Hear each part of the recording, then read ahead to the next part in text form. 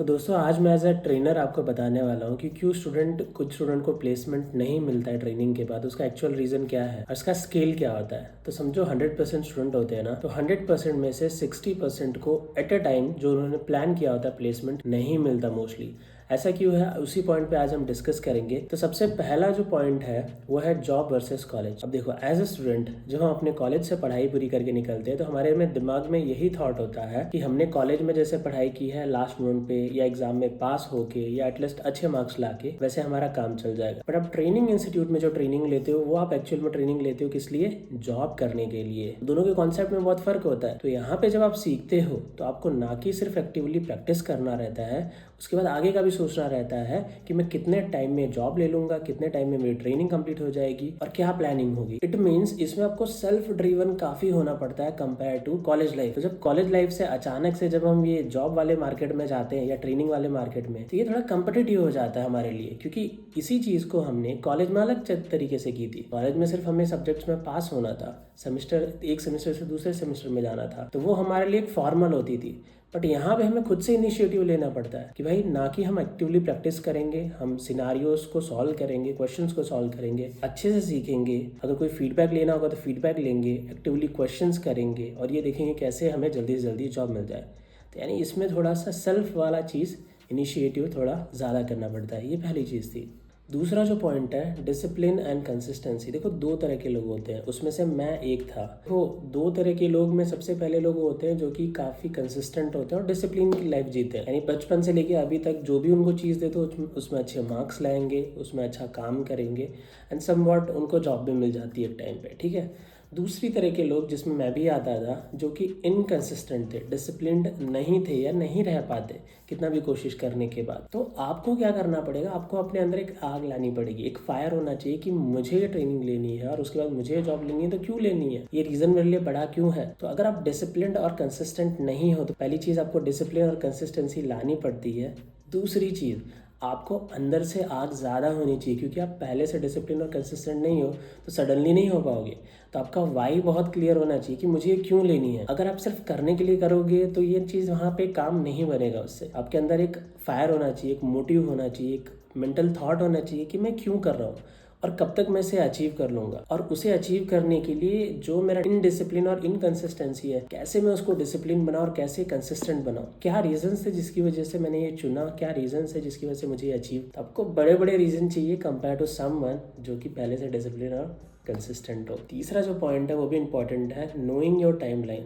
देखो, जब आप ट्रेनिंग शुरू करते हो ना, उसी दिन से आपको अपने दिमाग में तय कर लेना है कि मैं कितने दिन में प्लेसमेंट ले लूँगा। अब देखो, अब ये क्वेश्चन होगा कि ये मेरे हाथ में कैसे होगा कि प्लेसमेंट मैं ले लूँ। ऑफ कोर्स गाइस, ये आपके हाथ में नहीं होता, बहुत सारी चीज़ें होती है। क्या आपको कब तक प्लेसमेंट चाहिए उसकी टाइमलाइन बनाई है? मेरा ये आपसे सवाल है। क्या आपने खुद ने जस्ट सोचा भी है कि आप कब तक जॉब ले लोगे? एक नॉर्मली चीज़ मैं पूछ रहा हूँ, अगर आपको खुद को नहीं पता है कि कितने महीने में जॉब ले लेनी है तो आप उसके लिए प्रोसेस कैसे करोगे, एग्जीक्यूट कैसे करोगे, क्या स्टेप्स लोगे, ठीक है। लेकिन अगर आपने दिमाग में सोच रखा है कि अगर मुझे ट्रेनिंग इंस्टीट्यूट ने बोला है कि इतने महीने तक ट्रेनिंग चलेगी तो अगले इतने महीने में मैं जॉब ले ही लूँगा, ओके। और उसके लिए फिर आप सोचोगे कि मुझे क्या स्टेप्स कैरी फॉरवर्ड करने पड़ेंगे या क्या स्टेप्स चलने पड़ेंगे इस चीज़ को अचीव करने के लिए। तो अपना टाइमलाइन आपको पता होना चाहिए। दोस्तों, जो चौथा पॉइंट है उसमें पर्सनली काफ़ी लोग बैकफुट में आ जाते हैं, वो है हैंडलिंग रिजेक्शन। तो जब भी आप जॉब ढूंढने जाओगे ना, तो इनिशियल जर्नी इतनी स्वीट नहीं होती, वो थोड़ी रफ होती है, रफ पैचेस होते हैं। तो उस वक्त क्या होता है कि काफ़ी लोग डीमोटिवेट हो जाते हैं, काफ़ी लोग सोचते हैं कि ये मुझसे कैसे होगा।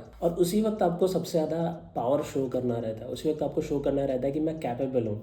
उसी वक्त आपको सबसे ज़्यादा कंसिस्टेंसी शो करनी रहती है, क्योंकि देखो, जॉब मिलने के बाद तो चीज़ें स्मूथ हो जाती है, लेकिन जॉब मिलने से पहले चीज़ें स्मूथ नहीं रहती। अभी एक सिंपल सा क्वेश्चन है, आप ही बताओ कि जॉब मिलने से पहले आपको थोड़ी ज़्यादा मेहनत करनी पड़ेगी या जॉब मिलने के बाद? तो ऑफकोर्स जॉब मिलने से पहले आपको ज़्यादा मेहनत करनी पड़ेगी। रिजेक्शंस आएंगे, आप रीच आउट करोगे तो रिस्पॉन्स नहीं आएंगे, आप इंटरव्यू दोगे तो शायद क्रैक नहीं होंगे, सब पहले ही होना है, ठीक है। ये सब टोटली नॉर्मल है किसी के लिए भी। अब इसमें काफ़ी लोग एक सवाल करते हैं कि मार्केट डाउन है, वो डाउन है, इसमें जॉब नहीं मिल रही, उसमें जॉब नहीं मिल रही। कुछ लोग बहुत सारे रीजंस मतलब इसमें आ जाते हैं, ढूंढ लेते हैं, लेकिन उसी बीच कुछ लोग इंटरव्यू दे रहे होते हैं, क्रैक कर रहे होते हैं, जॉब ले रहे होते हैं। अब आपको सिंपल सा फंडा सोचना है आपके लिए कि आप किस पार्ट में आपको जाना है। क्या वो वाला पार्ट जिसमें आप रीजंस ढूंढो और रीजंस बनाओ, जो कि भले हो ही एक्चुअल में एग्जिस्ट करती ही क्यों ना हो, या आपको सॉल्यूशन चाहिए या आपको जॉब चाहिए और उसके लिए आपको फिगर आउट करना पड़े कि मुझे क्या क्या करना है, वो चीज़ करोगे। It's totally upon you.